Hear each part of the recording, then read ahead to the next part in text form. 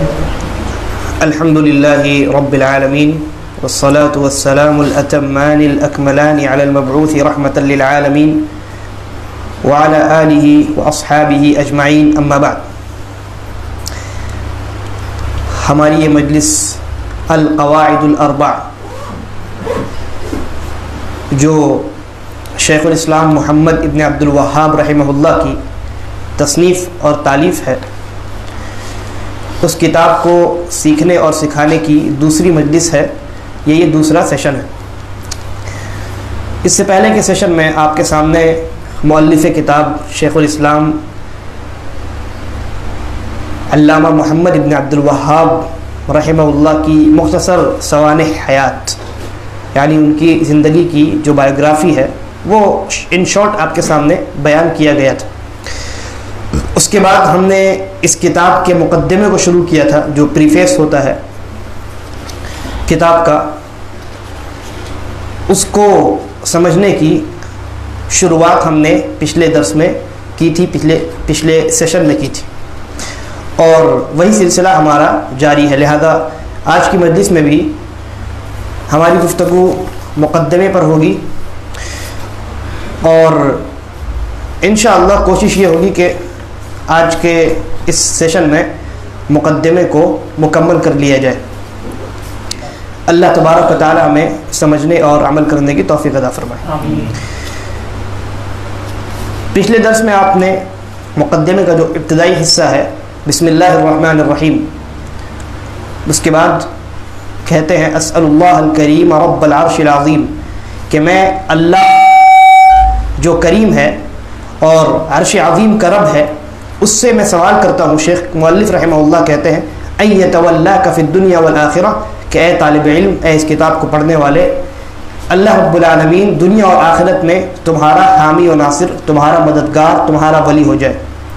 وَأَن يَجْعَلَكَ مُبَارَكًا أَيْنَمَا كُنْتَ، اور تم جہاں کہیں بھی رہو اللہ تبارک و تعالی تمہیں مبارک بنائے، لوگوں کے لیے نفع بخش بنائے، لوگوں کو بھلائی اور خیر کا سکھلانے والا بنائے.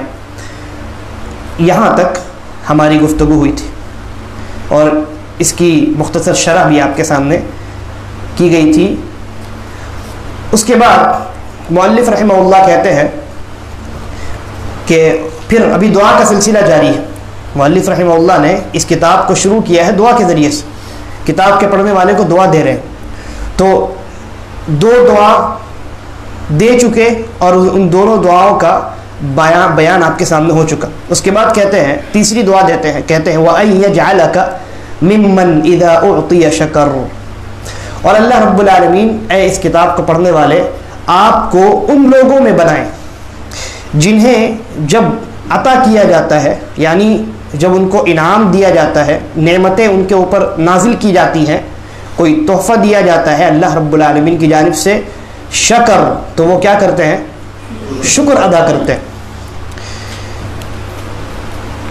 یہ جو شکر ہے، انسان کو جب اللہ کی جانب سے کچھ عطا کیا جائے، کچھ دیا جائے، تو اس عطا کرنے پر، اللہ کی اس نعمت پر انسان جب شکر کرتا ہے تو نتیجہ یہ ہوتا ہے کہ اللہ تبارک و تعالی اس کی اس نعمت میں اور برکت عطا کرتا ہے، وہ نعمت اس کو اور دیتا ہے، مزید دیتا ہے. جیسا کہ قرآن مجید کے اندر اللہ رب العالمین کا فرمان ہے لَإِن شَكَرْتُمْ لَأَزِيدَنَّكُمْ، اگر تم شکر کرو گے تو اللہ رب العالمین نے کہا لَأَزِيدَنَّكُمْ، یہاں لام بھی تاکید ہے اور نون ثقیلہ، تشدید والا جو نون ہے یہ بھی تاکید کے لیے، لام تاکید بارون تاکید ثقیلہ کہتے ہیں اس کو. تو کہا لَإِن شَكَرْتُمْ، اگر تم شکر کرو گے، لَأَزِيدَنَّكُمْ، تو ہم ضرور بالضرور تمہیں زیادہ کر کے دیں گے، اس نعمت میں اور زیادتی کر دیں گے. لہذا معلوم یہ ہوا کہ انسان کو جب کوئی نعمت ملے تو اس نعمت کی قدر کرنی چاہیے، اور اللہ رب العالمین کا جتنا ہو سکے شکر ادا کرنا چاہیے. لیکن سوال یہ ہے کہ شکر اللہ تبارک و تعالیٰ کا کیسے کیا جائے، شکر کیسے کیا جائے؟ اس سلسلے میں علماء نے لکھا کہ شکر 3 طریقوں سے ہوتا ہے. پہلا طریقہ کہ انسان دل سے اللہ رب العالمین کا شکر ادا کرے.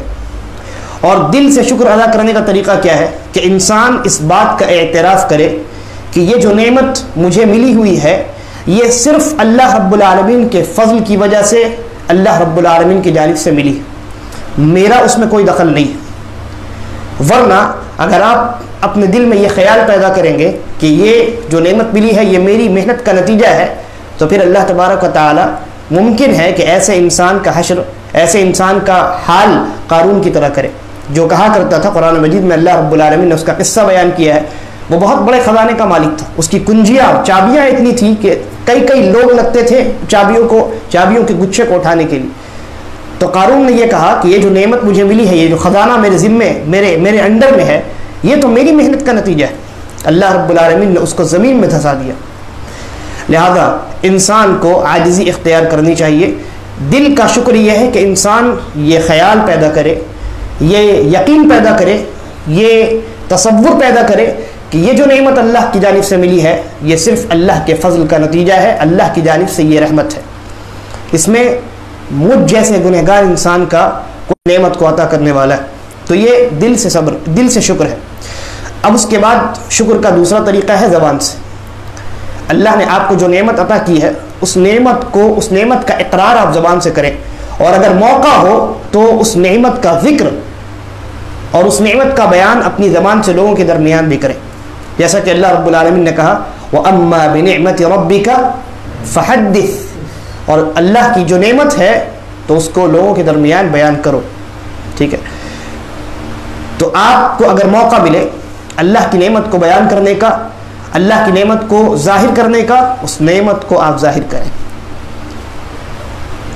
اور یہ آپ کے زبان سے اقرار کرنے میں شامل ہے۔ لیکن اس کا یہ مطلب نہیں ہے کہ انسان اپنی نعمت کو اس نیت سے ظاہر کرے، لوگوں کے درمیان بیان کرے کہ اس کے پاس نہیں ہے میرے پاس ہے، اپنی کبریائی اور بڑائی دکھائے۔ یہ مقصد نہیں ہونا چاہیے۔ مقصد یہ ہونا چاہیے کہ انسان اس نعمت کو بیان کر کے اس بات کا ثبوت دے کہ میں اپنے زبان سے بھی اللہ تبارک و تعالیٰ کا شکر ادا کرتا ہوں۔ یہ زبان سے شکر کرنے کا ایک معنی ہوا۔ زبان سے شکر کرنے کا دوسرا معنی یہ ہے کہ آپ اللہ رب العالمین کی اس نعمت کو حاصل کر کے اللہ کی تسبیح، اللہ کی تحمید اور اللہ کی تحلیل میں مگن ہو جائیں، لگ جائیں۔ آپ کی جو زبان ہے وہ اللہ کی نعمت کو محسوس کرے اور اللہ کی تسبیح بیان کرے، اللہ کی حمد بیان کرے، اللہ کی تعریف بیان کرے۔ آپ کو جب کوئی نعمت حاصل ہو تو آپ کی جو زبان ہے اس زبان پر الحمدللہ، سبحان اللہ، لا الہ الا اللہ، یہ جملے دوڑنے لگے، اس لیے کہ وہ وہی ذات ہے جس نے آپ کو یہ نعمت عطا کی ہے، لہذا وہی وہ ذات ہے جو حمد کی، تعریف کی اور ثنا کی مستحق ہے۔ اس کے بعد تیسرا طریقہ زبان سے نعمت کے اوپر شکر کرنے کا، تیسرا طریقہ جو ہے وہ ہے انسان کے اعضاء اور جوارح، انسان کے جو ہاتھ پیر ہیں، ان کے ذریعے سے انسان عمل کر کے اس نعمت کا شکر ادا کرے۔ اللہ رب العالمین نے آپ کو نعمتیں عطا کی ہیں، اس نعمت کا شکر یہ ہے کہ آپ اللہ رب العالمین کے پسندیدہ امور کو انجام دینے میں لگ جائیں۔ چنانچہ اللہ تبارک و تعالی نے حضرت داؤد علیہ السلام کے اوپر بے پناہ نعمتیں نازل کی تھی۔ حضرت داؤد علیہ السلام خود نبی تھے، ان کے بیٹے حضرت سلیمان علیہ السلام بھی نبی تھے اور بے مثال نبی تھے، دنیا کے بادشاہ تھے۔ تو اللہ رب العالمین نے حضرت داؤد اور ان کے اہل و عیال کو مخاطب کر کے کہا اعملوا آل داؤد شکرا، اے داؤد علیہ السلام کے خاندان والوں، اللہ رب العالمین کا شکر ادا کرو۔ کیسے؟ عمل کر کے۔ اعملوا آل داؤد شکرا، شکرانے کے طور پہ اے آل داؤد عمل کرو، ان اعمال کو انجام دو جن کو اللہ تبارک و تعالیٰ پسند کرتا ہے اور جن سے اللہ راضی ہوتا ہے۔ ٹھیک ہے، تو شکر ادا کرنے کا جو تیسرا طریقہ ہے وہ یہ ہے کہ انسان جب کوئی نعمت حاصل کرے اللہ کی جانب سے تو اللہ کی رضامندی کو حاصل کرنے کے لیے ان اعمال کو، ان اچھے اچھے کاموں کو انجام دینے میں لگ جائے جن کو اللہ تبارک و تعالیٰ پسند کرتا ہے۔ اس کے بعد مصنف رحمہ اللہ نے ایک دعا دی کہ اللہ اے اس کتاب کے پڑھنے والے اللہ تبارک و تعالیٰ آپ کو ان لوگوں میں بنائے جن کو جب نعمتیں عطا کی جاتی ہیں تو وہ کیا کرتے ہیں؟ شکر کرتے ہیں۔ اس کے بعد کہا وَإِذَا ابْتُلِيَ صَبَرَ، اور ان لوگوں میں سے بنائے کہ جب انہیں آزمایا جاتا ہے، جب ان پر مصیبت آتی ہے تو وہ کیا کرتے ہیں؟ صبر کرتے ہیں۔ جب ان پر کوئی مصیبت نازل ہوتی ہے، پریشانی میں جب وہ گھر جاتے ہیں تو ایسی صورت میں جزا فضا نہیں کرتے، شکایتوں کا بازار گرم نہیں کرتے، بلکہ صبر کرتے ہیں، اللہ پر ایمان لاتے ہوئے، اس سے راضی رہتے ہوئے صبر کرتے ہیں۔ اور یہ جو صبر ہے،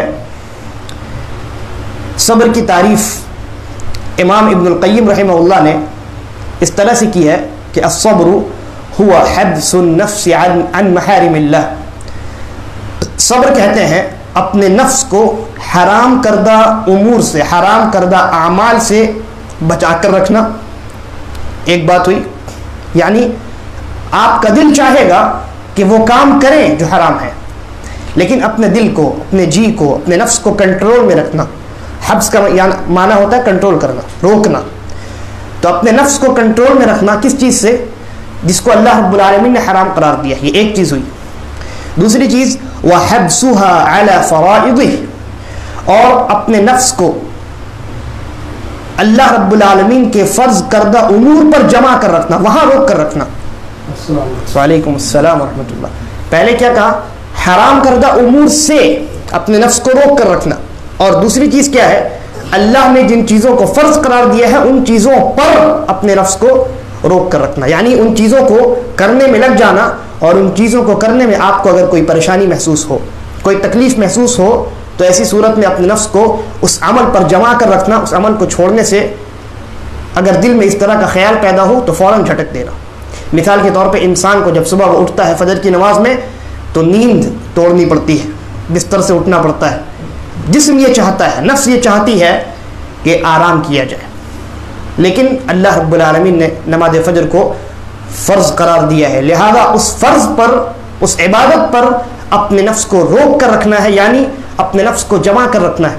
اور وہ جو تکلیف آپ کو ہو رہی ہے نیند کو توڑنے میں اور بستر سے اٹھنے میں، اس تکلیف کی وجہ سے اللہ کی اس فرض کردہ عبادت سے گریز نہیں کرنا ہے، انکار نہیں کرنا ہے۔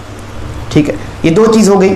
اور تیسری چیز وَحَبْسُهَا عَنِ التَّسَخُّطِ وَالشِّكَایَةِ لِأَقْدَارِهِ، اور تیسری چیز کیا ہے؟ صبر، کہ اللہ رب العالمین کی جانب سے جو بری تقدیر کا سامنا ہو، جب انسان کو بری تقدیر کا سامنا ہو، یعنی بری تقدیر سے مراد انسان کی زندگی میں جو کچھ ہوتا ہے وہ اللہ نے اس کو تقدیر میں لکھ دیا ہے۔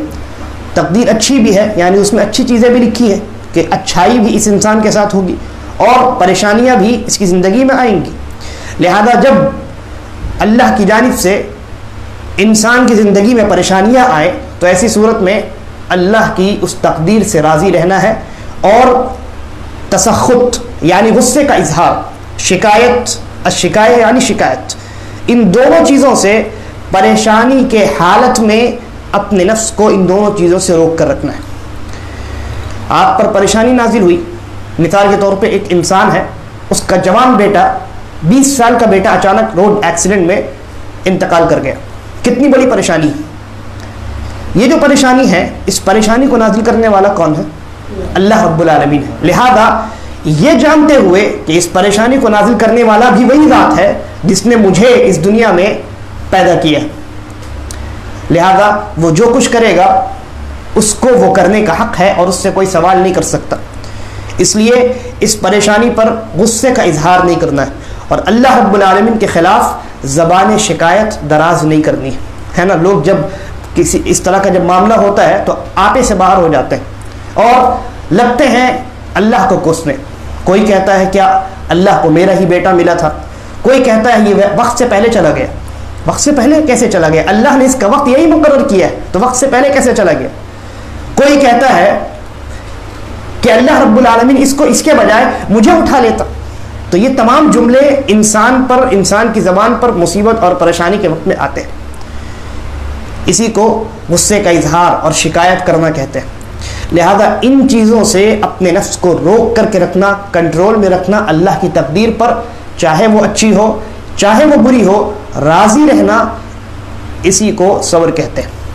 گویا صبر کی کتنی اقسام ہو گئی؟ 3. پہلی، اللہ کی حرام کردہ چیزوں سے اپنے نفس کو روک کر رکھنا. دوسری، اللہ نے جن چیزوں کو کرنے کا حکم دیا ہے ان چیزوں کو کرنا، اور ان چیزوں سے جو چیز دور کرنے والی ہے ان چیزوں سے اپنے آپ کو روک کر رکھنا. یہ آپ یہ کہہ سکتے ہیں کہ جن چیزوں کا اللہ نے حکم دیا ہے ان چیزوں پر اپنے نفس کو جما کر رکھنا، وہاں روک کر رکھنا.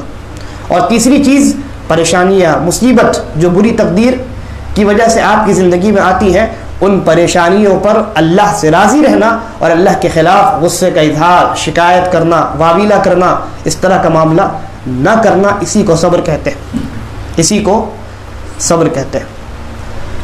اور یہ جو صبر ہے، اس صبر کا جو بدلہ ہے وہ بہت بڑا ہے، اور اس کا اندازہ صرف ایک آیت کریمہ سے آپ لگا سکتے ہیں. اللہ رب العالمین نے کہا ان اللہ مع الصابرین.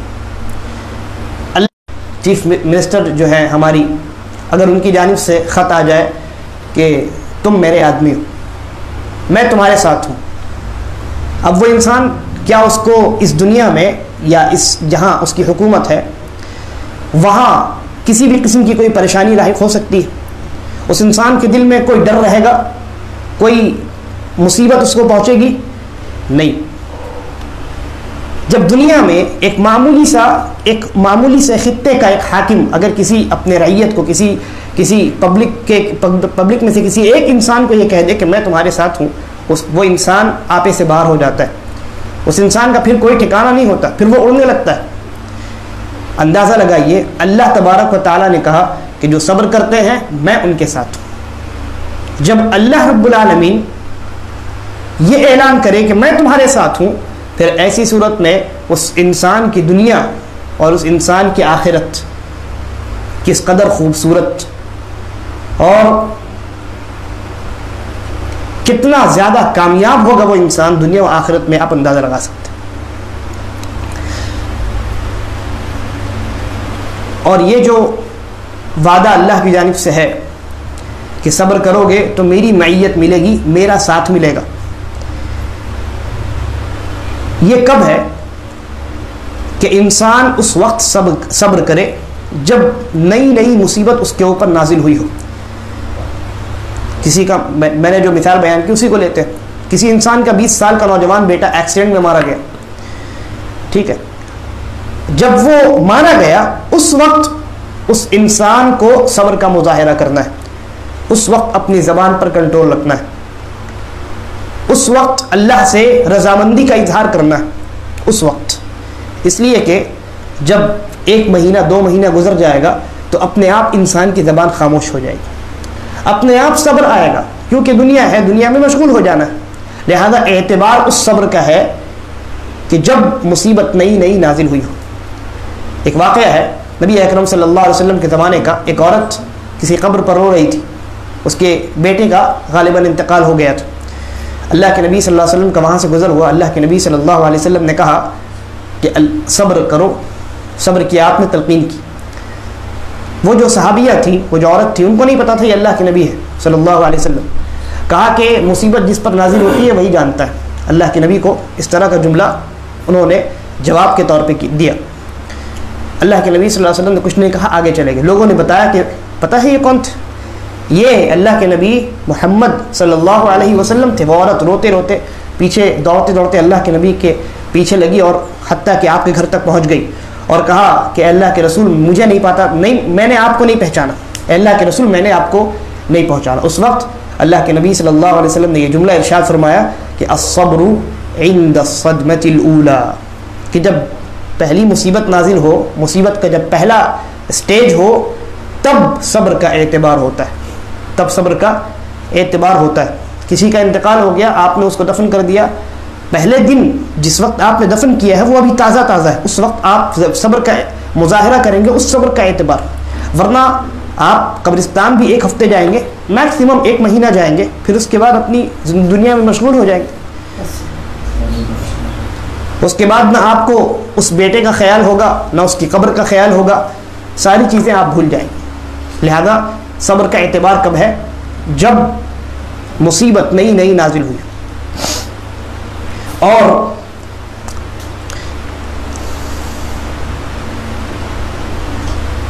انسان پر جو مصیبت نازل ہوتی ہے یا انسان کو جو آزمایا جاتا ہے، اگر وہ مسلمان ہے تو ایسی صورت میں اس انسان کے ایمان کے حساب سے، ایمان کا جتنا لیول ہوگا، مصیبت اور آزمائش اللہ رب العالمین کی جانب سے اتنی ہائی ہوگی۔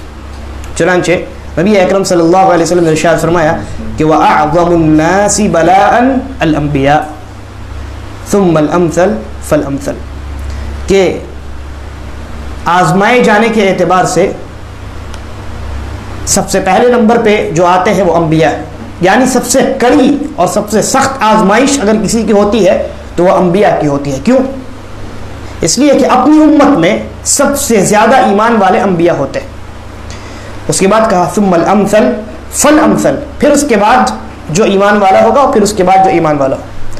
آپ کے ایمان کا لیول اگر ہائی ہے تو اللہ کی جانب سے آزمائش بھی سخت ہو سکتی ہے۔ اور علماء نے مصیبت پر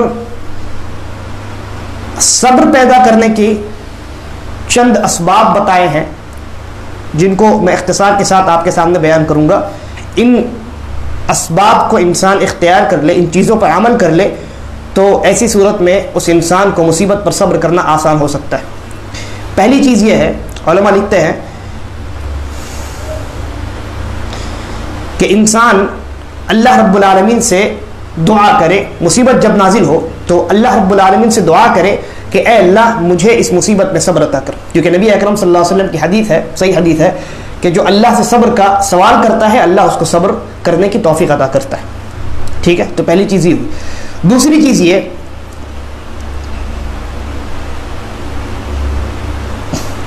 کہ انسان یہ جان لے کہ یہ جو مصیبت نازل ہوئی ہے یہ اللہ رب العالمین کی جانب سے نازل ہوئی، اور انسان اللہ کا کیا ہے؟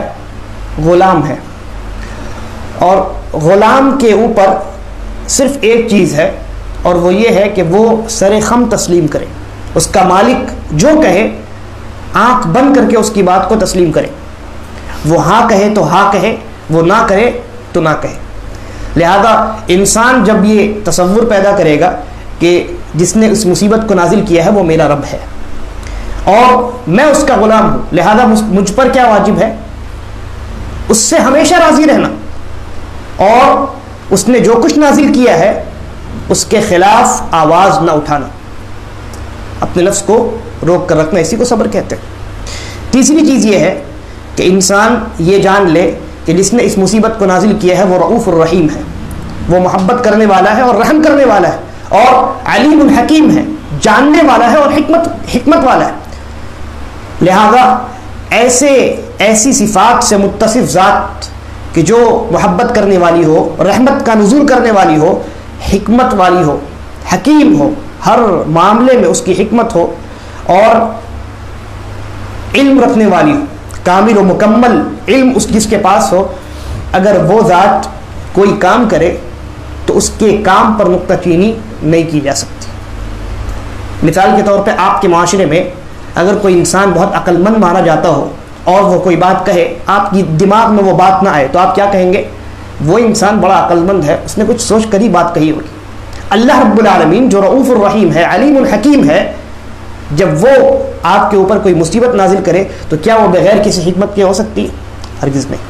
لہذا یہ تصور انسان اگر ذہن میں لائے گا تو صبر کرنے میں بہت آسانی ہوگی۔ اسی طریقے پر انسان کو یہ جان لینا چاہیے کہ یہ جو حکمتیں ہوتی ہیں اللہ کی، بالخصوص مصیبت کو نازل کرنے میں، یہ حکمت بندے کے لیے ہوتی، بندے کے فائدے کے لیے ہوتی، اور علماء نے تقریباً 3 حکمتیں بیان کی۔ مصیبت جب ایک مسلم بندے پہ نازل ہوتی ہے تو 3 طریقوں میں سے یا 3 چیزوں میں سے ایک چیز ہوتی ہے جو اس کے فائدے کے لیے ہوتی، وہ یہ کہ مصیبت کسی مسلمان پر جب نازل ہوتی ہے تو یا تو وہ اس کو متنبہ کرنے کے لیے ہوتی، تنبیہ کے لیے ہوتی۔ انسان بسا اوقات کیا ہوتا ہے، بھٹک جاتا ہے، دنیا میں اتنا مشغول ہو جاتا ہے، دین کو بھلا دیتا ہے، آخرت کیا ہے کچھ نہیں پتہ، اللہ اور اس کے رسول سے غافل ہو جاتا ہے، لہذا اس کو جگانے کے لیے اس کو جگانے کے لیے اللہ تبارک و تعالیٰ مصیبت نازل کرتا ہے. آپ نے دیکھا ہوگا بہت سارے ایسے لوگ جو دنیا میں مشغول تھے, بہت بڑی مصیبت آئی ان کے اوپر, وہ اہل مسجد میں سے ہو گئے, مساجد میں آنا جانا شروع ہو گیا, ہے نا. مثال کے طور پہ کسی انسان کی بیوی کا انتقال ہو گیا, 50 سال کا ساتھ تھا, انتقال ہو گیا. اس کے دل میں وہ بات لگتی ہے کہ وہ رب جو میری اس بیوی کو, جس نے میرے ساتھ 50 سال کا عرصہ گزارا ہے, جب اس کو موت سے دوچار کر سکتا ہے تو میری بھی موت آ سکتی ہے. اور موت کے بعد انسان کو کوئی اختیار نہیں رہتا, لہذا موت کے بعد کی تیاری کے لیے اس کے ذہن میں فکر پیدا ہوتی ہے اور انسان پھر اللہ کی جانب رجوع کر دیتا ہے. تو پہلی حکمت کیا ہے؟ کبھی کبھی مصیبت انسان کو جگانے کے لیے, غفلت سے جگانے کے لیے نازل ہوتی. دوسری حکمت کہ دنیا میں ایک مسلمان سے اس کے گناہوں کو مٹانے کے لیے بھی اللہ تبارک و تعالی بعض اوقات مصیبتوں کو نازل کرتا ہے. چنانچہ نبی اکرم صلی اللہ علیہ وآلہ کہ ایک مومن مرد اور مومن عورت کی زندگی میں برابر مصیبت آتی رہتی ہے. اس کی جان پر مصیبت آتی ہے, اس کے مال پر مصیبت آتی ہے, اس کے اہل و عیال میں, اس کے اولاد میں مصیبت آتی ہے, حتی یلقى اللہ وما علیہ خطیئہ. اور ان مصیبتوں کا فائدہ کیا ہوتا ہے؟ اس کے اعمال, اس نے جو کچھ گناہ انجام دیے تھے, اس کے نامہ اعمال میں سے اللہ تبارک و تعالی اس کے برے اعمال کو مٹا دیتا ہے, اس کے گناہوں کو مٹا دیتا ہے, یہاں تک کہ وہ اس قدر صاف ستھرا ہو جاتا ہے جب موت کے بعد اللہ سے ملاقات کرتا ہے, وما علیہ خطیئہ, اس کے کاندھے پر ایک گناہ بھی نہیں ہوتا. یہ مصیبت کا فائدہ. اور تیسری حکمت وہ یہ ہے کہ بسا اوقات مصیبت اس لیے نازل ہوتی ہے تاکہ بندے کا درجہ آخرت میں بہت بڑا ہو. صحیح روایت ہے, نبی اکرم غالباً سنن ابن ماجہ کی روایت ہے, نبی اکرم صلی اللہ علیہ وسلم نے ارشاد فرمایا کہ اللہ تبارک و تعالی کسی کے لیے جنت میں اعلیٰ مقام لکھ دیتا ہے, لیکن دنیا میں وہ اتنا عمل نہیں کرتا. دنیا میں وہ اتنا عمل نہیں کرتا. جب اس کے نامہ اعمال میں اس لیول کا ثواب نہیں ہوگا تو وہ اس درجے تک کیسے پہنچے گا؟ چنانچہ اللہ تبارک و تعالی اس کو دنیا میں مصیبت سے دوچار کرتا ہے, اور اس مصیبت پر اس کو فرشتوں سے کے ذریعے سے اللہ تبارک و تعالی اس انسان کو صبر کرنے کی توفیق دیتا ہے. اور جب وہ صبر کرتا ہے تو صبر کرنے کی وجہ سے اس کا درجہ آخرت میں اتنا بلند ہو جاتا ہے کہ اس نے اعمال اتنے انجام نہیں دیے, لیکن مصیبت پر صبر کرنے کی وجہ سے وہ اس بلند مقام پر پہنچ جاتا ہے. تو یہ 3 بڑی بڑی حکمتیں ہیں مصیبت کے نازل ہونے کی ایک مسلمان کی زندگی میں. اسی وجہ سے نبی اکرم صلی اللہ علیہ وسلم کی وہ حدیث صحیح مسلم کی آپ نے سنی ہوگی کہ عجبا لامر المؤمن, مومن کا معاملہ بڑا عجیب و غریب ہے. مومن کا معاملہ بڑا عجیب و غریب ہے. اور یہ جو عجیب و غریب معاملہ ہے یہ صرف مومن کا ہے. کیسے؟ اللہ کے نبی نے کہا کہ جب مصیبت اس کے پاس آتی ہے, اس کے اوپر نازل ہوتی ہے, تو وہ صبر کرتا ہے, فکان خیر اللہ, تو یہ اس کے لیے خیر اور بھلائی ہر طریقے سے, ہے نا. جب مصیبت نازل ہوتی ہے وہ صبر کرتا ہے, اور یہ صبر کرنا اس کے لیے خیر و بھلائی ہے. کیسے؟ ابھی آپ نے سنا, ایسے. اور جب اس کو اللہ کی نعمت حاصل ہوتی ہے تو وہ شکر کرتا ہے, فکان خیر اللہ, لہذا شکر کرنا یہ بھی خیر و بھلائی کا باعث. اور پانچواں سبب یا 5ویں چیز جس کو جاننے سے انسان کو صبر کرنے میں آسانی ہوتی ہے, وہ یہ کہ انسان یہ جانے کہ جو مصیبت میری زندگی میں نازل ہوئی ہے یہ اسی ذات نے نازل کیا ہے جس نے اس مصیبت سے کئی گنا زیادہ میری زندگی میں مجھے نعمتیں عطا کی. اور یہ جو مصیبت ہے, اگر اس مصیبت کا اور اللہ کی نعمتوں کا موازنہ کیا جائے, مقابلہ کیا جائے, تو سمندر میں ایک قطرے کے مانند ہے. لہذا جب انسان اس حقیقت کو جانے گا تو کیا وہ اللہ کے خلاف زبان شکایت دراز کرے گا؟ نہیں, بلکہ صبر کرے گا, بلکہ شکر کرے گا کہ اس اللہ نے مجھے صرف اتنی ہی مصیبت سے دوچار کیا اور اس کی نعمتیں کتنی زیادہ ہیں. اس کے بعد 6ٹھی چیز یہ ہے کہ وہ انسان جس کو مصیبت نازل ہوئی ہے, وہ انسان مصیبت کے وقت میں یہ خیال اپنے ذہن میں پیدا کرے کہ جس نے اس مصیبت کو نازل کیا ہے وہ اس چیز پر بھی قادر تھا کہ اس مصیبت سے, بڑی مصیبت سے مجھے دوچار کر دیتا. یہ چھوٹی سی مصیبت نازل ہوئی ہے, اللہ تبارک و تعالیٰ اس بات پر قادر تھا کہ اس سے کئی گنا بڑی مصیبت مجھ پر نازل کرتا، لیکن اس نے اتنی بڑی مصیبت نازل نہیں کی، لہذا یہ مصیبت ہونے کے بجائے اللہ کی جانب سے رحمت ہے۔ جب یہ تصور اس کے ذہن میں پیدا ہوگا تو ظاہر سی بات ہے وہ انسان صبر کرے گا۔ اور بعض سلف سے مروی ہے کہ ان میں سے کسی ایک کا ایک پیر کسی بیماری کی وجہ سے کاٹ دیا گیا اور ان کے ایک بیٹے کا انتقال ہو گیا۔ انہوں نے کہا الحمدللہ، اللہ کا شکر ہے، ساری تعریفیں اللہ کے لیے، شکر ادا کرنے لگے۔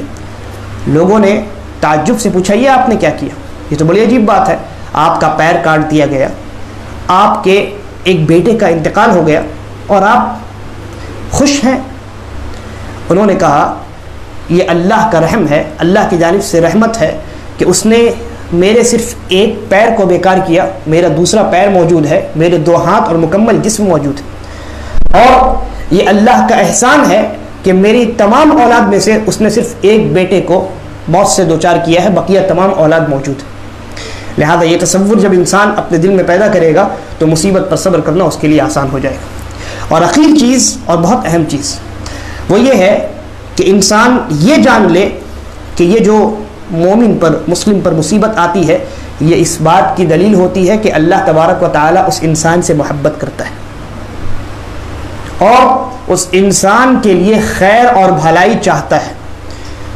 نبی اکرم صلی اللہ علیہ وسلم نے ارشاد فرمایا، صحیح بخاری وغیرہ کی روایت ہے کہ من یرید اللہ بہ خیرا یصب منہ، کہ اللہ تبارک و تعالیٰ جس انسان کے ساتھ بھلائی کرنے کا ارادہ کرتا ہے اس کو مصیبت میں مبتلا کرتا ہے۔ اور دوسری روایت ہے نبی اکرم صلی اللہ علیہ وسلم نے ارشاد فرمایا ان اللہ تعالی اذا احب قوما ابتلاہم، ترمذی کی صحیح روایت، کہ اللہ تبارک و تعالیٰ جب کسی قوم سے محبت کرتا ہے تو ان کو مصیبت میں مبتلا کر دیتا ہے۔ لہذا اگر آپ پر کوئی مصیبت نازل ہوئی ہے اور آپ مومن ہیں تو یہ خیال دل میں پیدا کیجئے کہ یہ اس لیے ہے کیونکہ اللہ تبارک و تعالیٰ مجھ سے محبت کرتا ہے، اور محبت کرتا ہے لہذا مصیبت کیوں نازل کیا اس نے؟ اس لیے کہ اس مصیبت میں ہر طریقے سے ایک مومن اور مسلم کے لیے بھلائی ہے، خیر۔ کیسے بھلائی ہے ابھی بھی آپ کے سامنے اس کا بیان ہوا۔ اس کے بعد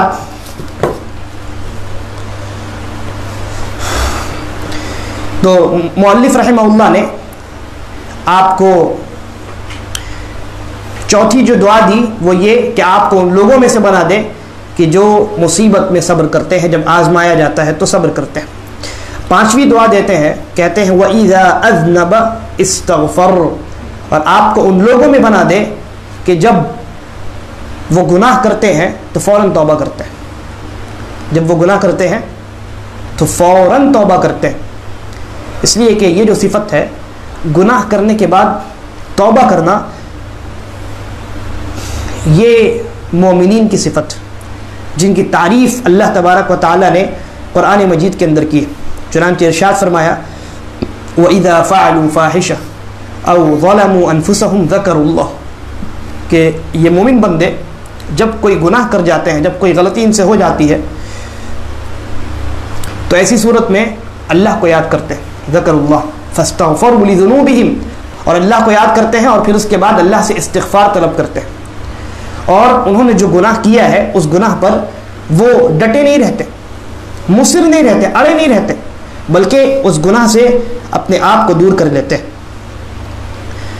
اور انسان کا گناہ کرنا اور گناہ کرنے کے بعد استغفار کرنا یہ اللہ رب العالمین کو بہت پسند ہے۔ نبی اکرم صلی اللہ علیہ وسلم فرماتے ہیں اللہ تبارک و تعالیٰ سے روایت کرتے ہوئے کہ اللہ رب العالمین نے کہا یا عبادی انکم تخطئون باللیل والنہار، اے میرے بندو تم دن و رات میں بہت غلطیاں کرتے ہو، بہت گناہ کرتے ہو، وَأَنَا أَغْفِرُ الذُّنُوبَ جَمِيعًا، اور میں ان تمام گناہوں کو بخش دیتا ہوں، فَاسْتَغْفِرُونِي أَغْفِرْ لَكُمْ، لہذا مجھ سے استغفار طلب کیا کرو۔ اللہ رب العالمین کہہ رہا ہے مجھ سے استغفار طلب کیا کرو، میں تمہارے گناہوں کو بخش دوں گا۔ اور ایک روایت بھی آپ نے سنی ہوگی، حسن درجے کی غالباً روایت ہے، نبی اکرم صلی اللہ علیہ وسلم نے کہا کہ اگر استغفار کرنا تم لوگ بند کر دو تو اللہ تبارک و تعالیٰ ایسی قوم کو لائے گا، یعنی گناہ کرنا چھوڑ دو، تم سے گناہ اگر نہ ہونے لگے، ایسا ہو نہیں سکتا، لیکن بطور تمثیل یہ بتانے کے لیے کہ اللہ کو استغفار کتنا پسند ہے، نبی اکرم صلی اللہ علیہ وسلم نے کہا کہ اگر تم گناہ کرنا چھوڑ دو تو استغفار نہیں کرو گے، اللہ تبارک و تعالیٰ ایسی قوم کو تم کو مٹا کر کے لائے گا جو گناہ کریں گے اور پھر استغفار کریں گے۔ اور قرآن مجید کے اندر سورہ معارج میں سورہ بروج والسماء ذات البروج جو سورہ ہے، اللہ رب العالمین نے کہا وَهُوَ الْغَفُورُ الْوَدُودُ، اللہ غفور ہے اور ودود ہے۔ غفور یعنی بہت زیادہ بخشنے والا، اور ودود یعنی بہت زیادہ محبت کرنے والا۔ علماء تفسیر نے لکھا کہ اللہ تبارک و تعالیٰ نے الغفور کے ساتھ جو الودود کا تذکرہ کیا ہے، جیسا کہ شیخ عبد الرحمن السعدی رحمہ اللہ نے لکھا ہے اپنی تفسیر میں کہ الغفور کے ساتھ الودود کی صفت کا جو تذکرہ کیا ہے، یہ اس بات پر دلیل ہے اور اس سے محبت بھی کرنے لگتا ہے۔ لہذا گناہ کرنا یہ انسان کی فطرت میں شامل ہے، لیکن نبی اکرم صلی اللہ علیہ وسلم نے کہا وَخَيْرُ الْخَطَّائِينَ التَّوَّابُونَ، گناہ تو سب کرتے ہیں لیکن ان گناہگاروں میں بہترین گناہگار وہ ہے جو گناہ کرنے کے بعد استغفار کرنے لگے، اللہ سے اپنے گناہوں پر نادم ہو کر کے استغفار طلب کرے۔ اس کے بعد مصنف رحمہ اللہ نے آپ کو 5 دعائیں دی کتاب کی ابتدا میں، 5 دعائیں۔ پہلی دعا کہ دنیا اور آخرت میں اللہ آپ کا حامی و ناصر، آپ کا ولی ہو جائے۔ دوسری دعا اللہ آپ کو مبارک بنائے، آپ کو نفع بخش اور علم اور خیر اور بھلائی کا سیکھنے اور سکھانے والا بنائے۔ تیسری دعا کہ ان لوگوں میں سے آپ کو بنا دے کہ جب ان کو نعمتیں عطا کی جاتی ہیں تو وہ شکر کرتے ہیں۔ چوتھی دعا کہ ان لوگوں میں سے آپ کو بنا دے جب ان پر مصیبت نازل ہوتی ہے تو صبر کرتے ہیں۔ اور 5ویں دعا جب وہ گناہ کرتے ہیں، ان لوگوں میں سے بنا دے جب وہ گناہ کرتے ہیں تو استغفار کرتے ہیں۔ یہ 5 دعائیں مصنف رحمہ اللہ نے آپ کو کتاب کی ابتدا میں دی ہے۔ اس کے بعد کہتے ہیں فَإِنَّ هَؤُلَاءِ الثَّلَاثِ، جو اخیر میں 3 چیزوں کا بیان ہوا کہ آپ کو ان لوگوں میں بنا دے جن کو جب عطا کیا جاتا ہے تو شکر کرتے ہیں، مصیبت پر صبر کرتے ہیں اور گناہوں پر استغفار کرتے ہیں، کہتے ہیں فَإِنَّ هَؤُلَاءِ الثَّلَاثِ، یہ جو 3 چیزیں ہیں، 3 چیزوں کا جو بیان ہوا، عنوان السعادہ، یہ 3 چیزیں انسان کی نیک بختی کی علامت، انسان کی نیک بختی کی علامت ہے، یا آپ یہ کہہ سکتے ہیں انسان کی دنیا و آخرت میں کامیابی کی علامت۔ وہ انسان جو مصیبت پر صبر کرے، نعمتوں پر شکر کرے، گناہوں پر استغفار کرے، وہ انسان دنیا میں بھی کامیاب ہے اور آخرت میں بھی کامیاب ہے۔ کیسے؟ دنیا میں مصیبت نازل ہوئی، صبر کیا، ہر طریقے سے خیر اور بھلائی، اللہ نے نعمتیں عطا کی، شکر کیا، ہر طریقے سے خیر اور بھلائی۔ انسان سے گناہ ہو جاتا ہے، گناہ کیا، استغفار کیا، اللہ کا محبوب ترین بندہ بن گیا۔ اب اس سے زیادہ بھلائی اور کامیابی والی چیز کون سی ہو سکتی ہے کہ ایک بندے سے خود اس کا رب محبت کرنے لگے۔ لہذا مصنف رحمہ اللہ نے یہ کہا فَإِنَّ هَؤُلَاءِ الثَّلَاثِ، یہ 3 چیزیں ہیں عنوان السعادہ، یہ نیک بختی کی، کامیابی کی، کامرانی کی، دنیا میں بھی اور آخرت میں بھی یہ 3 چیزیں علامت ہے۔ جس انسان کے اندر یہ تینوں چیزیں پائی جائیں وہ انسان کامیاب ہے اور کامران ہے، اور خیر اور بھلائی میں اللہ کا محبوب ترین بندہ ہے۔ تو یہ 5 دعائیں مصنف رحمہ اللہ نے اس کتاب کو پڑھنے والے کو دی ہیں، اور کتاب کی شروعات ہی ان دعاؤں سے کی، اور آگے جب آپ بڑھیں گے تو اور بھی آپ کو دعائیں ملیں گی۔ یہ دعائیں مصنف رحمہ اللہ نے قدم قدم پر یہ جو دعائیں دی ہیں اس کتاب کو پڑھنے والے کو، یہ کیوں ہے؟ یہ در حقیقت نبی اکرم صلی اللہ علیہ وسلم کی سنت، اور ایک مربی کے اندر، ایک معلم کے اندر، ایک داعی کے اندر یہ صفت ہونی چاہیے۔ انشاءاللہ اس پر بھی ہماری گفتگو ہوگی، لیکن وقت ہمارے پاس نہیں ہے۔ اگلی مجلس میں ہم اس کے بعد کے بیان کو، یا اس کے بعد جو چیزیں مصنف رحمہ اللہ نے لکھی ہیں اس پر ہم گفتگو کریں گے۔ اللہ تبارک و تعالی سے دعا ہے کہ وہ ہمیں صحیح سمجھ کی توفیق عطا فرمائے اور ہمارا خاتمہ بالخیر کرے۔ آمین۔ ھذا واللہ اعلم وصلی اللہ علی نبینا وسلم۔